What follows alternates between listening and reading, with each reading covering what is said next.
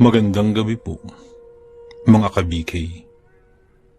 Welcome po sa ating Barangay Kapre. Ako po muli, si Boy Kapre. At isa na naman pong kwento na mula sa tunay na pangyayari ang ating ibabahagi. Simulan natin. Taong 1961, sa rehiyon ng Caraga. Itago niya na lamang ako sa pangalang Solomon. Hindi pa naman sapat ang katandaan ko ngayon para makalimutan ang karanasang minsan nang pumatay sa akin. Nasa edad 11 ako noong mga panahon yun. Lumaking sakitin at mahina ang pangangatawan kahit ano pang kain ko ng masusustansyang pagkain. Noong panahon ding yun, ay mabibilang pa sa daliri ang mga bahay na nakikita, partikular sa sityo kung saan kami nakatira. Kadalasan kasi, mga puno ang kapitbahay dahil nasa gitna kami ng kagubatan ng Mindanao. Sa estado ng paligid at kondisyon ko, walang gabi na hindi nababahala ang lahat para sa akin. Mapupuno pa ng samot-saring halamang pangontra ang silong ng aming bahay para hindi makalapit ang mga tinatawag na maninilong. Mga kasi hindi lang isa ang maninilong ang magtatanggap kuhanin ng aking buhay. Madami sila. Lagpas sa 5. Aatake sila sa kahit na anong oras basta't kalat na ang kadiliman ng gabi. Siguro napapatanong kayo kung ano ang maninilong. Isa itong uri ng aswang na may nakakatakot na itsura. Walang buhok sa ulo. Malalaki ang mga mata. At sobrang itim. Mahaba ang dilang ginagamit sa pagpatay ng biktima. Hindi rin magpapatalo sa kahabaan ang mga kukunito sa kamay at paa. Maihahambing din sa gagamba kung papaano ito kumilos. Pagapang. Kadalasan nilang binibiktima yung mga taong may sakit, sakitin, at yung malapit ng mamatay. Masyado silang delikado dahil sa oras na makasilong sila, mamamalayan mo na lang na may patay na sa inyo. Masyado talagang mapanganib, lalo na't ang kubo ang aming bahay. May silong na pwedeng pasukin ng maninilong. Isa pa, mahirap malaman kung may nakasilong na maninilong dahil sa paraan ng atake nitong napakatahimik. Sa dinami-rami rin ng halamang panguntrang itinambak ni nanay sa silong ng bahay, walang ni isang umubra. Nakakaatake pa rin ang maninilong at napapaalis lang kung may maglalakas loob na kumalaban sa mga ito.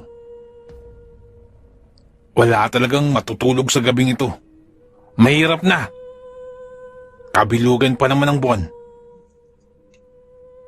Mga salitang eksaktong nabanggit ni tatay nung gabing sabay-sabay na sumalakay ang 3 maninilong. Sa bahay namin, 5 kaming lahat. Si nanay, si tatay, at ang 2 kapatid kong nakatatanda sa akin.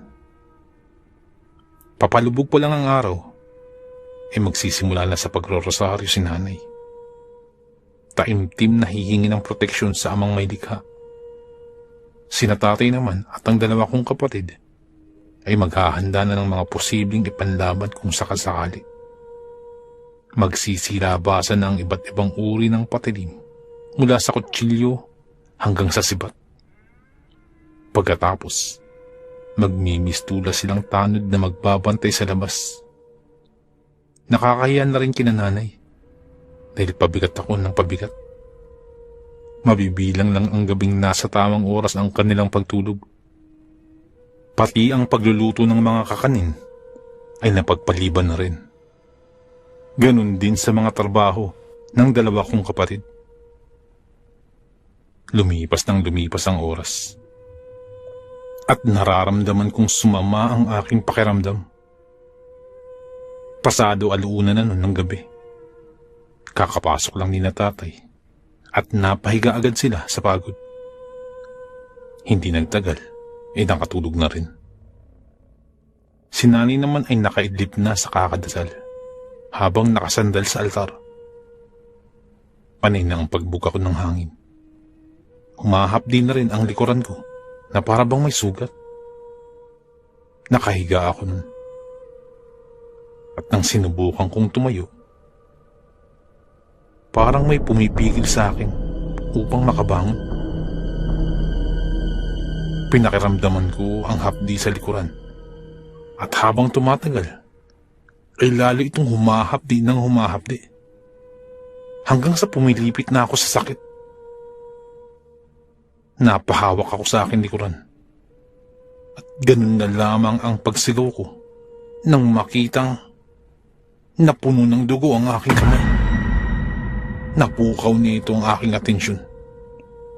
Pero mukhang napasa ilalim kami ng isang mahika. Kahit anong lakas ng sigaw ko, ay hindi man lang nakakaabot sa kanilang tenga. Pinagpapawisan ako at tinutulungan ang sariling makawala sa pambibiktima na sa hinala ko ay gawa ng maninilong. At dun ko lamang napagtanto na maninilong nga ang sumasalakay. Dahil sa siwang ng sahig namin gawa sa kawayan, kitang-kita ko ang tirik na mga mata na nakatingin sa akin. Ang maninilong inasa ilalim ng silong, habang nakalabas ang dilang nakakonekta na sa aking likuran. Damang-dama ko nga ang paggalawan ng bawat ugat sa katawan sa pagsipsip na ginagawa ng maninilong. Natatarantang kinapakapa ko ang higaan. Naghahanap ng maaaring ipangputol sa dila ng maninilong.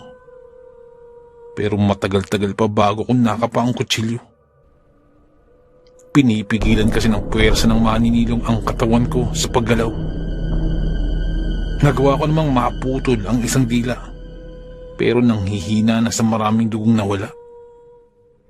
Agad-agad ko rin ginising si nanay. Taranta at takot ang bumakas sa mukha ni nanay. Samantalang nagmamadaling lumabas ng bahay sina tatay at dalawa kong kapatid. Dala-dala ang kani-kanilang patalim. "Magsilabasan kayo, mga hayop!"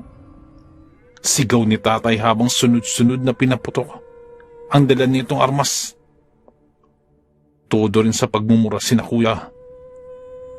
Si nanay naman ay nagkanda mali-mali na sa paggamot sa sugat ko sa aking likuran dahil na rin sa tindi ng nervous na kanyang nararamdaman. Itinapat ko naman ang palad sa dumurugong parte ng likod para mapigilan ang pagdurugo ng ilang saglit pa. Maya-maya, may dumikit na namang bagay sa aking likuran. Nang mahawakan ko ito, ay napaimpit ulit ako sa sakit. Isang dila na naman ang maninilong ang dumikit sa aking likuran. "Pedro! Pedro!" Natatarantang sigaw ni nanay at napahagulgul na sa iyak. Naipagtangis ko na lang din ang mga bagang ng may isa pang dumikit sa aking likuran. Iba-ibang dila na ng maninilong ang nakakabit sa aking likuran. Naninigas na ang mga kamay ko nun at napapatingala na lamang. Hindi naman nagtagal at naputol din ang mga dilang yun. Malalakas ang kalampagan sa labas. Senyalis na nakikipagtagisan na ng lakas sina tatay sa tatlong maninilong na ang lakas-lakas ng loob na sumalakay. Sabay-sabay silang sumalakay sa aming bahay. Binuhusan ni nanay ng lanang gawa sa nyug na ginawa ni tatay. Paunti-unti namang lumamig ang aking pakiramdam at tumigil ng pagdurugo sa mga sugat. Hindi ako iniwanan ni nanay. Hinakap niya ako at nagsimula naman siyang manalangin sa Panginoon. Sina tatay at ang mga kapatid ko naman ay nakikipaglaban pa rin sa mga maninilong. Dinig na dinig ko pa ang mga tunog buhat sa kanilang sagupaan. Ang mga kaluskusan na nanggagaling sa labas.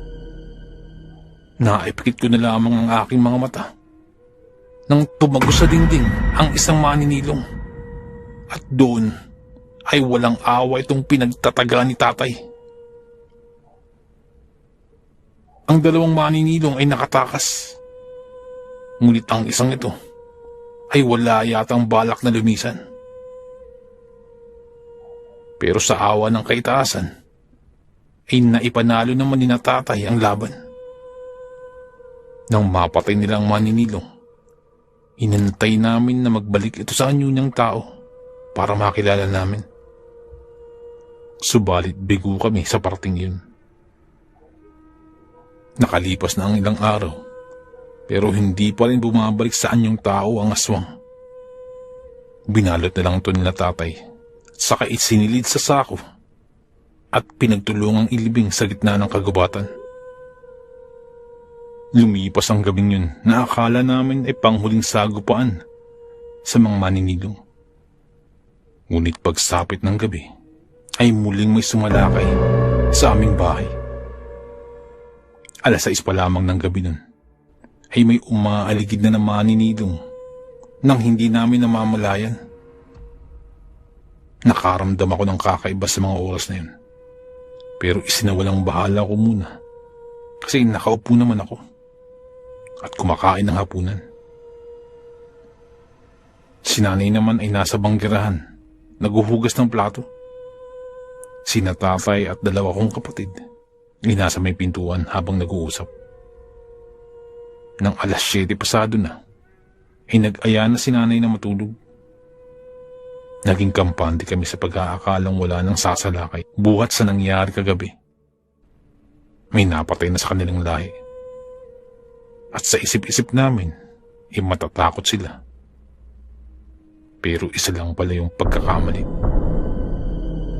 Dahil sa oras na nasa mahimbing na pagtulog na ang lahat, maliban sa akin, nasa tamang pwesto na pala ang maninilong. Naghihintay na lang ng hudyat para umatake. Hindi pa kasi ako humiga. Nagpalakad-lakad pa ako. Nadala na kasi ako sa nangyari kagabi at takot ng mahiga at isa na rin yung senyalis ng kaligtasan ko. Habang palakad-lakad ako, napapansin ko may gumagalaw sa silong. Hindi pa kasi nakapatay ang gasera sa lubnan at sa parte ng sahig na walang banig, dun ko napansin na may gumagalaw.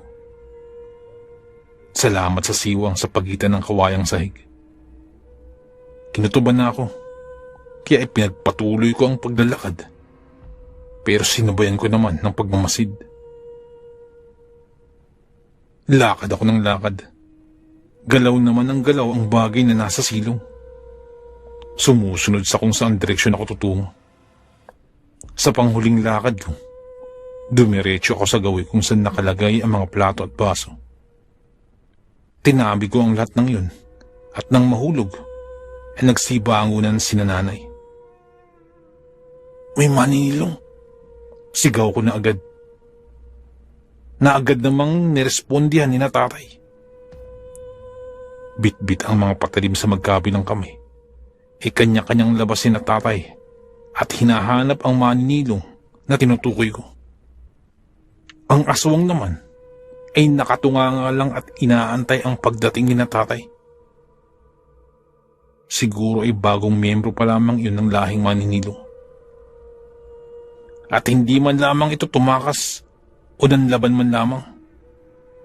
Para lang siyang batong nanigas sa kinilalagyan nito habang pinagtulungan ni na tatay.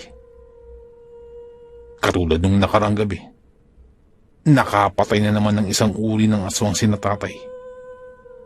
Agad-agad din nila itong nilibing, katabi sa kung saan nakalibing yung unang aswang. Sa pagdating na naman ng gabi, matapos ang panibagong araw, may mahigit 3 maninilong pa ang umaaligid sa bahay. Pero hindi na sila nakalapit dahil matapos ang pangalawang pagkakataon na nakapatay si tatay, nilagyan na nila ng dingding ang silong na inabnuhan ng maraming asin. Sinabuyan din ng lana ni tatay ang lahat ng dingding sa bahay, maging sa labas at sa loob, at pati nang sa sahig. Sa mga sumunod na mga gabi, wala nang maninilong na nagparamdam hanggang sa tuluyan ng naging tahimik ang aming buhay.